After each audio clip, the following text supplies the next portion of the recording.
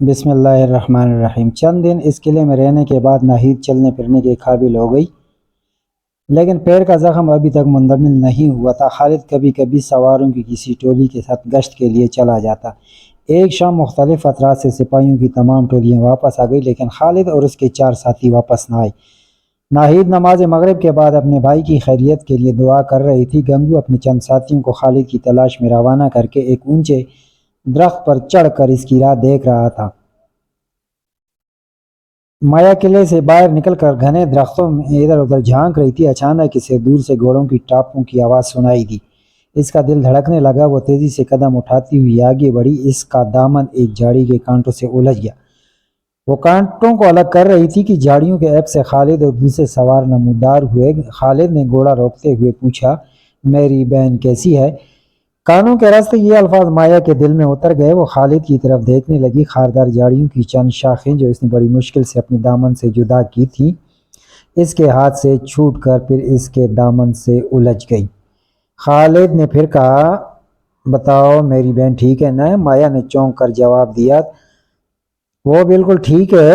آپ نے بہت دیر لگائی۔ تم یہاں کیا کر رہی ہو؟ میں کچھ نہیں، وہ یہ کہہ کر پھر وہ اپنے دامن کو کانٹوں سے چھڑانے لگی، لیکن اس کی نگاہیں خالد پر گڑی ہوئی تھیں۔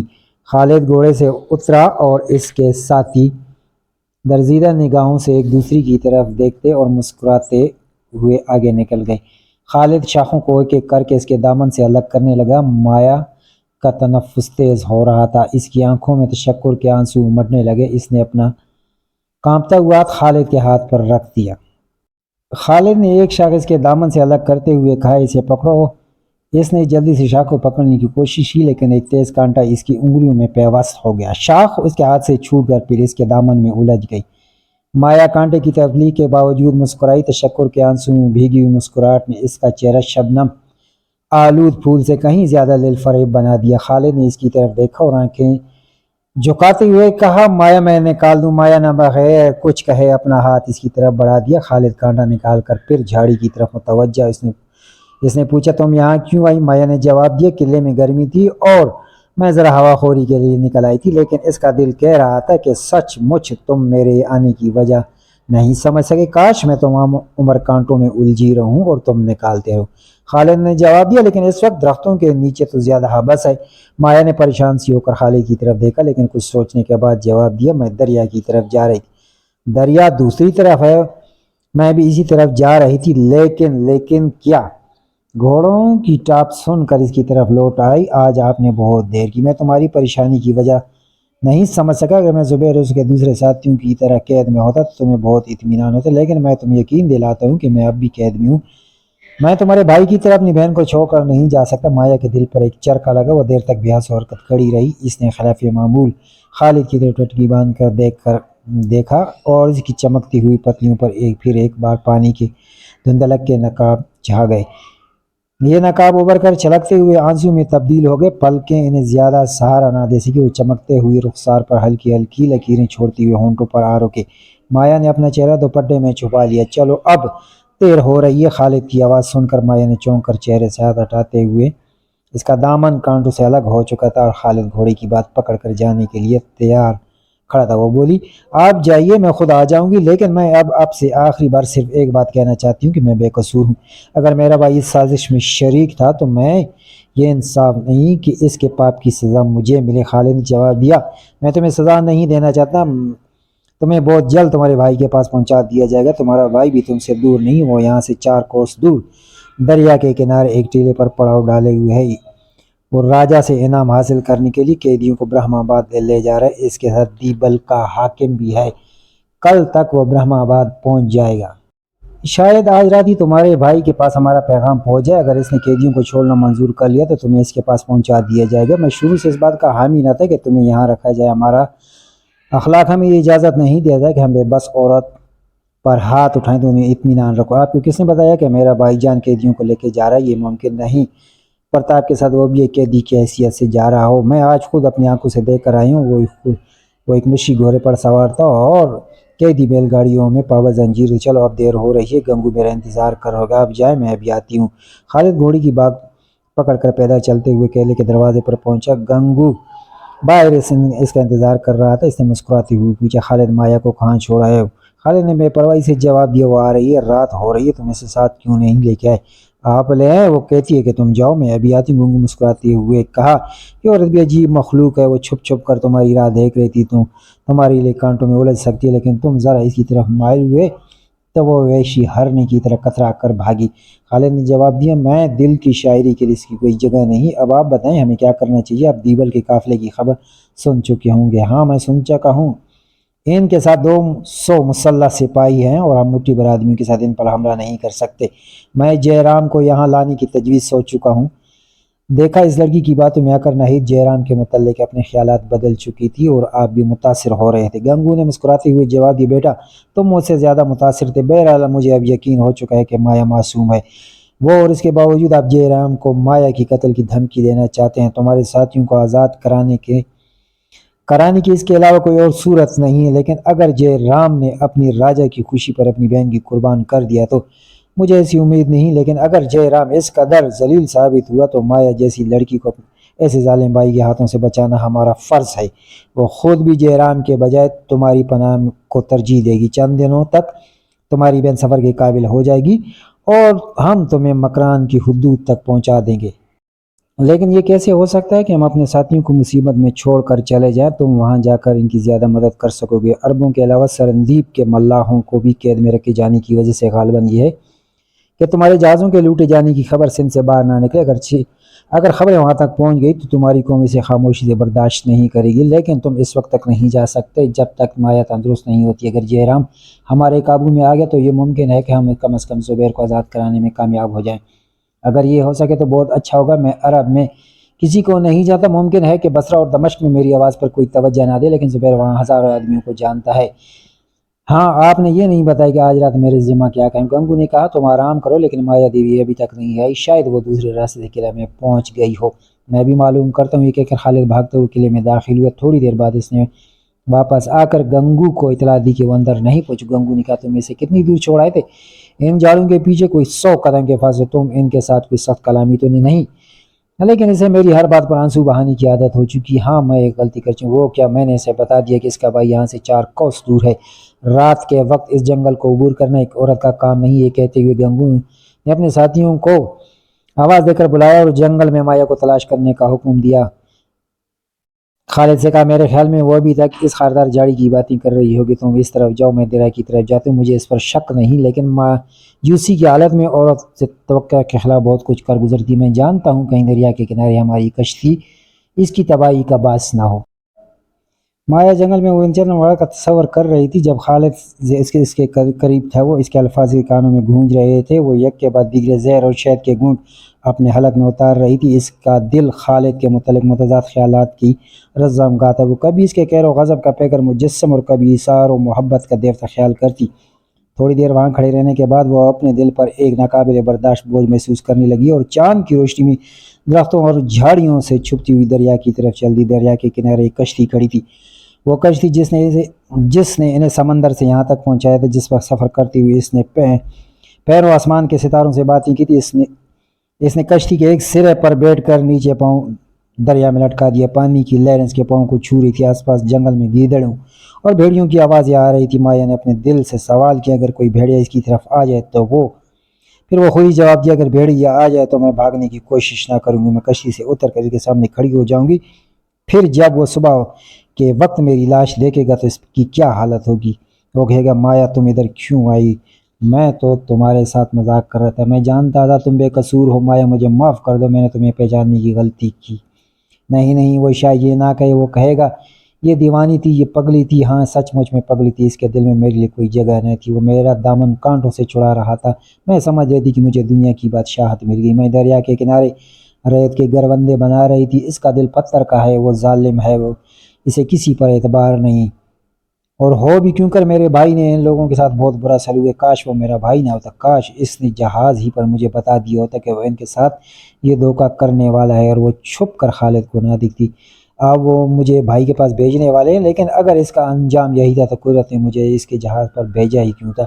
پھر جب ہم دیبل سے جدا ہونے والے تھے، قدرت ہمیں یہاں کیوں لے آئی؟ میں اب اس کی نفرت کے باوجود اسے محبت کی نگاہ سے کیوں دیکھتی رہی؟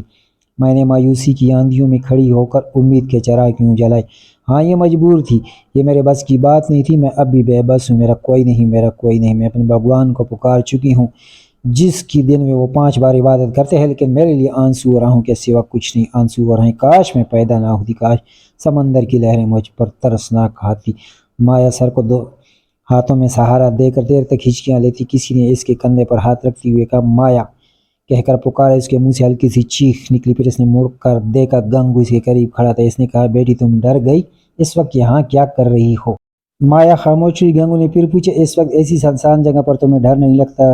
سنو چاروں طرف سے بھیڑیوں کی آوازیں آ رہی ہیں، چلو میرے ساتھ۔ مایا نے کہا میں آپ سے ایک بات پوچھنا چاہتی ہوں، وہ کیا؟ اب سچ مجھ مجھے میرے بھائی کے پاس بھیجنے کا فیصلہ کر چکے ہیں؟ گنگو نے جواب دیا میں اپنا فیصلہ بتانے سے پہلے تمہارا فیصلہ سننا چاہتا ہوں۔ بھگوان کے لیے مجھے اس کے پاس نہ بھیجیے۔ لیکن کیوں؟ میں بھائی کے پاس جانا نہیں چاہتی جس نے میری ماں کے دودھ کی لاج نہیں رکھی۔ یہ تم دل سے کہہ رہی ہو یا مجھے بنانی؟ کاش آپ میرا دل چیر کر دیکھتے، لیکن جہرام سے نفرت کی وجہ میں خالد سے اس کے متعلق سن چکی ہوں۔ اب مجھے اس کی دغا بازی کے متعلق کوئی شبہ نہیں، لیکن کیا یہ ممکن نہیں کہ تمہارے بھائی کے حوالے کر کے زبیر کے ساتھیوں کو آزاد کر سکیں؟ اگر جہرام ایک دفعہ دھوکہ کر چکا ہے تو دوبارہ موقع ملنے پر بھی ایسا ہی کرے گا۔ اسے کسی صورت میں یہ معلوم نہیں ہونا چاہیے کہ میں آپ کے پاس ہوں، ورنہ وہ راجہ کے سپاہیوں کو ساتھ لے کر جنگ کا کونا کونا چھان مارے گا۔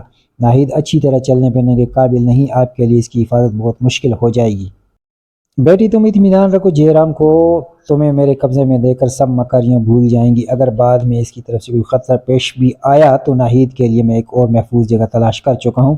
تو اس کا مطلب یہ کہ اگر اس نے قیدی آپ کے حوالے کر دیے تو آپ مجھے اس کے سپرد کر دیں گے۔ بیٹی وہ تمہارا بھائی ہے، تم اس کے پاس جانے سے کیوں ڈرتی ہو؟ میری دنیا میں کوئی نہیں، بھائی نے مجھے اپنے مقصد پر قربان کرنا چاہا اور میں آپ کے قبضے میں آ گئی۔ جب آپ مجھے بیٹی کہہ کر اپنے مقصد کے لیے پھر اس کے پاس بھیجنا چاہتے ہیں تو اپنے بھائی کی طرح آپ کا فیصلہ بھی میرے لیے تقدیر کا حکم ہوگا۔ کاش میری تقدیر میرے ہاتھ میں ہوتی، کاش مجھے اس دنیا میں اپنا راستہ تلاش کرنے کا حق ہوتا، لیکن میری پسند اور ناپسند کی کوئی معنی نہیں۔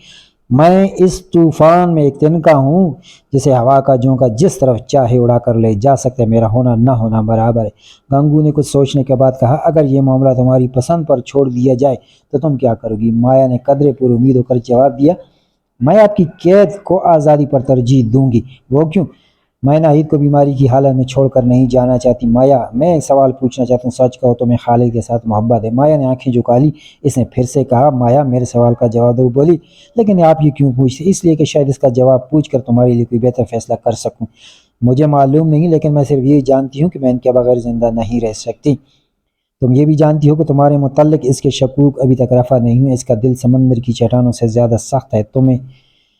میں تمہیں بیٹی کہہ چکا ہوں، ایسے تمہارا سکھ تمہارا دکھ میرا ہوگا۔ میں یہ نہیں چاہتا ہوں کہ کسی دن اسے اپنا بنا لینے کے بعد یہ سب کچھ قربان کر دو۔ ممکن ہے اسے تمام اور تمہاری نیک نیت یہ کہ یقین نہ آئے، اپنے متعلق اس کے خیالات بدلنے کے لیے تمہیں بہت بڑی قربانی دینی پڑے گی۔ میں ہر قربانی کے لیے تیار ہوں، لیکن مجھ سے ہمیشہ اس کی جدائی برداشت نہیں ہو سکتی۔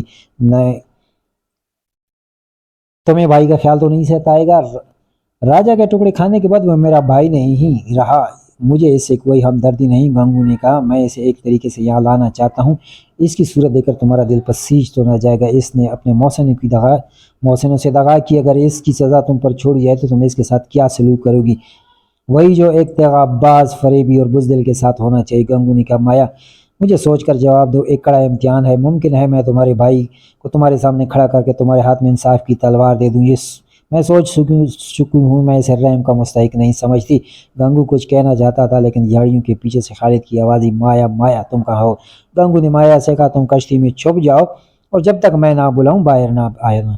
مایا کچھ سوچے سمجھے بغیر اس کی حکم میں تعمیل کی۔ گنگو کشتی سے اتر کر دریا کے کنارے کھڑا ہو گیا۔ خالد نے پھر آواز دی، اس نے آواز دی خالد میں ادھر ہوں۔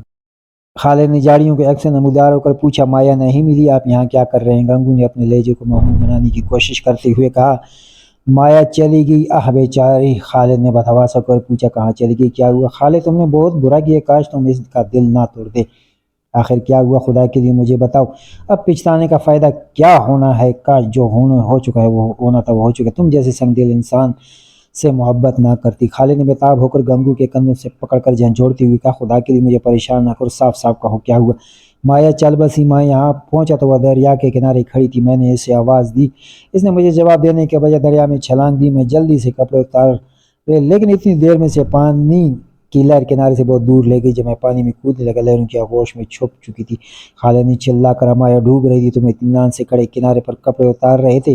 بحرم، ظالم، ڈاکو، میں سمجھتا تھا کہ تم انسان بن چکے ہو۔ گنگو نے کہا، میں کپڑوں سمیت چھلانگ دیتا تو خود ڈوب جاتا، تو تم سمجھتے ہو کہ تمہارے ڈوبنے سے دنیا میں کوئی کمی آ جاتی؟ تو اس کے مرنے سے دنیا میں کون سی کمی آ گئی؟ بھائی سے اس کا دل ٹوٹ چکا ہے، تمہارے طرز عمل سے وہ مایوس ہو چکی تھی۔ اچھا ہوا گھل گھل کر مرنے کے بجائے دریا میں ڈوب گئی۔ ہاں، جب میں کپڑے اتار رہا تھا لہریں اسے دھکیل کے مجھار کی طرف لے جا رہی تھی۔ وہ چلا چلا کر کہہ رہی تھی، گنگو مجھے بچانے کی کوشش بے سود ہے، خالد کو میرا سلام کہنا، میں اس سے محبت سے مایوس ہو کر زندہ نہیں رہنا چاہتی ہوں۔ خالد دیر تک بے حس و حرکت کھڑا رہا۔ گنگو نے اس کے کندھے پر ہاتھ رکھتے ہوئے کہا، خالد چلو، اب افسوس سے کیا حاصل، جو ہونا تھا جو ہو چکا۔